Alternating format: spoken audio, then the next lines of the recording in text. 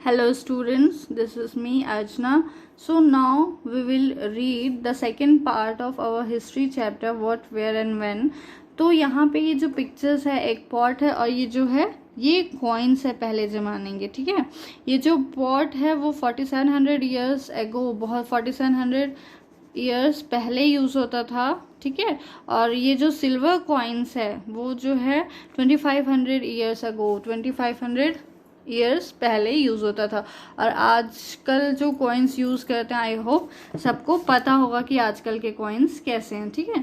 तो आर्कियोलॉजिस्ट क्या करते थे, वो एनिमल्स के बोन्स के लिए, बर्ड्स के या फिश के बोन्स के लिए भी देखते थे, ताकि उन्हें पता चल सके कि पहले के लोग क्या खाते थे। Plants remain survive far more rarely, seeds of grain और pieces of food have been burn, they survive in a charred form. Do you think cloth is found frequently by archaeologist. तो पहले क्या होता था कि जो सीड्स थे या ग्रेन्स थे या जो पेड़ों के लकड़ी थे वो हमेशा आग से जले हुए झुलसे हुए पाए जाते थे, क्योंकि मोस्टली पहले गैस वैस नहीं होता था। तो जाहिर सी बात है कि अगर लोग एक जगह से दूसरी जगह ट्रैवल कर रहे हैं तो उन लोग लकड़ी पे ही कुछ भी चीज़ पका के खाते होंगे, ठीक है।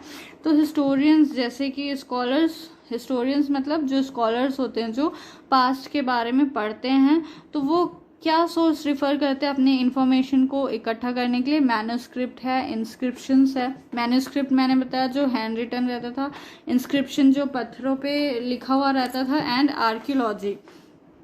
और जो आर्कियोलॉजी होता है वो वन सोर्स है फाउंड, जैसे जैसे उन्हें ये सारी चीज़ें मिलती है वो अपना जो स्टडी को है आगे बढ़ाते जाते हैं। और ये एक एडवेंचर की तरह, मीन्स कुछ नया ढूंढने के लिए एडवेंचर की तरह काम आता है उनके लिए, एज रिकन्स्ट्रक्टेड बाय बिट। और धीरे धीरे उन्हें चीज़ों के बारे में एक के बाद एक पता चल जाता है। तो आर्कियोलॉजिस्ट कैसे रहते हैं, जैसे डिटेक्टिव्स होते हैं ना, who use all these sources like clues to find out about our past, जो कि हैं ये सारे क्लूज को यूज करते हैं हमारे पास्ट के बारे में जानने के लिए। वन पास्ट और मैनी, तो हमारा एक ही पास्ट है या बहुत सारे पास्ट है, तो वो हम अगर हमारे पास कॉमन सेंस है तो हमें पता लग जाएगा कि जैसे जैसे जनरेशन टू जनरेशन बढ़ते जाता है तो वैसे वैसे जो प्रेजेंट डे है वो पास्ट में जाते जाता है ना, ये तो सबको पता है।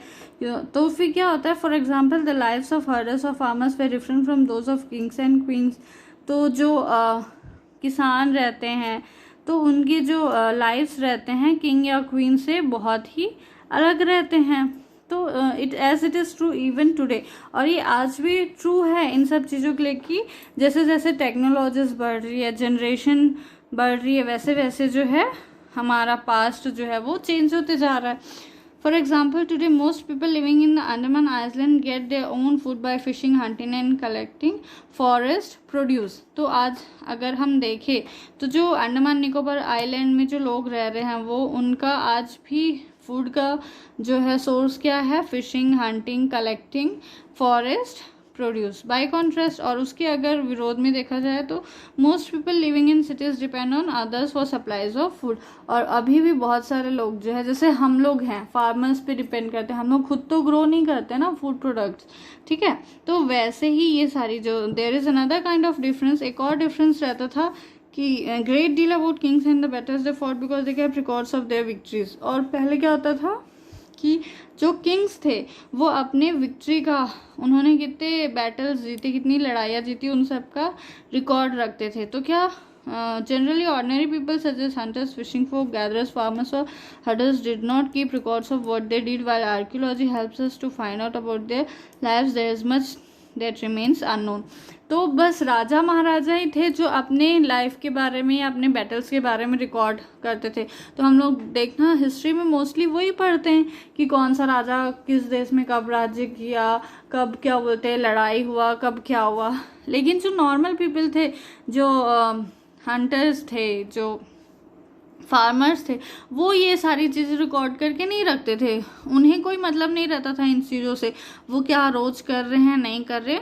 तो वो तो इसलिए कुछ कुछ चीज़ें जो है हमें अभी भी अननोन है। व्हाट डू डेट्स मीन, तो डेट्स का मतलब क्या होता है, प्रोबेबली जो डे, मंथ और ईयर को शो करता है। तो ये जो ईयर्स है ये बर्थ ऑफ जीसस, जब जीसस क्राइस्ट का क्या बोलते जन्म हुआ ना, तब उन्होंने क्रिश्चियनिटी को बनाया। उसके बाद 2000 years after the birth of Christ, जो जीसस क्राइस्ट थे उनके पैदा होने के 2000 साल बाद, तो इसीलिए इसे क्या कहा जाता है, काउंटेड बैकवर्ड।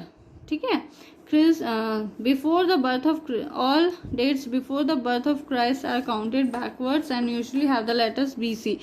तो जीसस क्रिस्ट के पैदा होने के पहले के हैं ये सारी बातें, क्योंकि हम लोग देखते हैं जीसस क्राइस्ट का जो है स्टोरी वो आज भी टीवी पे मतलब पहले दिखाया करता था, मतलब वो ज़्यादा टाइम नहीं हुआ होगा, है ना। तो उनके भी 2000 साल पहले की जो बातें थी तो उसको हम लोग बिफोर क्रिस्ट बोलते थे, बैकवर्ड काउंट करते थे, इसीलिए उसको बीसी बिफोर क्राइस्ट कहा जाता है। तो हम लोग यहाँ पे बहुत सारे जो है हिस्ट्री में ऐसे ही डेट्स पढ़ेंगे। ठीक है, लेटर्स विथ डेट्स, तो लेटर्स क्या क्या रहते हैं, एनो डोमिनी, बीसी बिफोर क्राइस्ट, फिर सीई और BCE, common era and before common era. तो ये सारी चीज़ें हैं जो हम लोग ईयर्स में, डेट्स में पढ़ेंगे। एल्सवे में क्या हम लोग देखते हैं, इंस्क्रिप्शंस रहते हैं जो हार्ड सरफेसेस पे सिंबल्स बने हुए रहते हैं। ठीक है, और मोस्ट फेमस स्टोरी जो है decipherment comes from Egypt, a country in North Africa where there are kings and queens about 5000 years। तो एक सबसे फेमस स्टोरी है डेसिफर्मेंट की, जो इजिप्ट से आता है बंदा।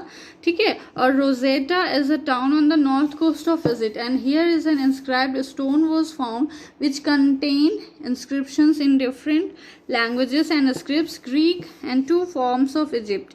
Scholars who could read Greek figured out that the names of kings and queens were enclosed in a little frame called a cart-ouch. They then placed the Greek and the Egyptian signs side by side and identified the sounds for which the Egyptian letters stood. As you can see, a lion stood for L and a bird for A. Once they knew what the letters stood for, they could read other inscriptions as well. तो जो archaeologist थे वो क्या करते हैं, ये जो Greeks लोग हैं, ग्रीक जो है इजिप्टियंस का 2 फॉर्म्स है, तो वो क्या करते हैं, यहाँ पे ये जो देख रहे हो ना, लॉयन के लिए एल है और बर्ड के लिए ए यूज़ हुआ है, तो वो सारे सिंबल्स को उन लोग इकट्ठा करते हैं और धीरे धीरे उनकी जो लैंग्वेज है, जो लिखावट है, उसे समझने की कोशिश करते हैं। सो आई होप ये आप लोगों को चैप्टर समझ में आया होगा अच्छे से। ठीक है, और मैं चाहूँगी कि एक बार आप लोग बुक को दोबारा रीड करें। ठीक है, तो फिर ज़्यादा अच्छे से समझ में आएगा। बहुत ही सिंपल लैंग्वेज में दिया हुआ है और मैंने एक एक पैराग्राफ आपको बहुत अच्छे से समझाया है। So if you are having any doubt then please do message me. Thank you so much.